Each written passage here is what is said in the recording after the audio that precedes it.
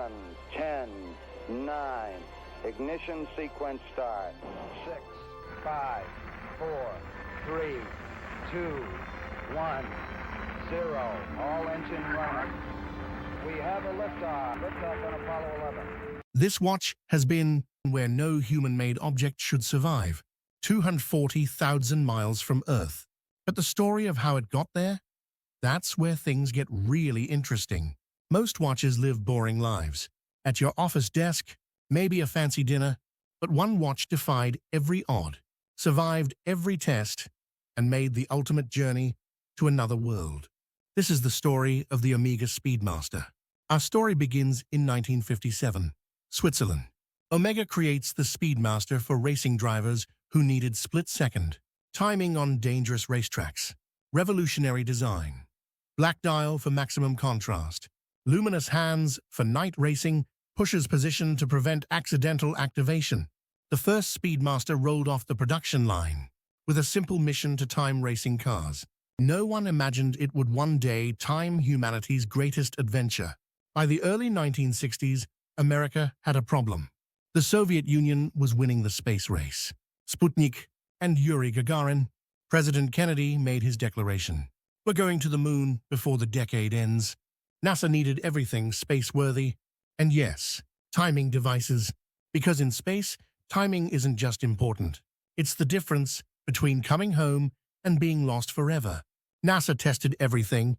Temperature extremes from 200 degrees down to 160 below zero. Pressure changes, shock tests, vibration tests. They tested 12 different chronographs from top manufacturers, Rolex, Longines, and Hamilton. When the smoke cleared, only one watch survived every single test, the Omega Speedmaster. NASA's report was devastating for other manufacturers. The Omega Speedmaster met all requirements and passed all tests. March 1965, NASA's official flight-qualified chronograph. Here's the incredible part. Omega had no idea. NASA bought these watches off the shelf. No modifications. Just a racing chronograph tougher than anything else on Earth. Apollo 11, July 1969. 3 men attempt something no human has ever done. Neil Armstrong, Buzz Aldrin, and Michael Collins. Then disaster nearly strikes. The spacecraft's primary timing system fails. This isn't inconvenience. It's potentially catastrophic. Rocket burns must be timed to the second. One miscalculation could send them into deep space or crashing into the moon. The backup plan? They're Omega Speedmasters. Armstrong leaves his Speedmaster inside the lunar module as emergency backup. Aldrin straps his over his EVA suit with Velcro. Awkward, but it means timing capability during their landing. July 20th, 1969. Now, 4 forward, drift into the right low. 30 seconds forward. Contact light. Okay, engine stop. Tranquility Base here. The Eagle has landed. Rocket crank. 4:17 p.m. Eastern. The Eagle has landed.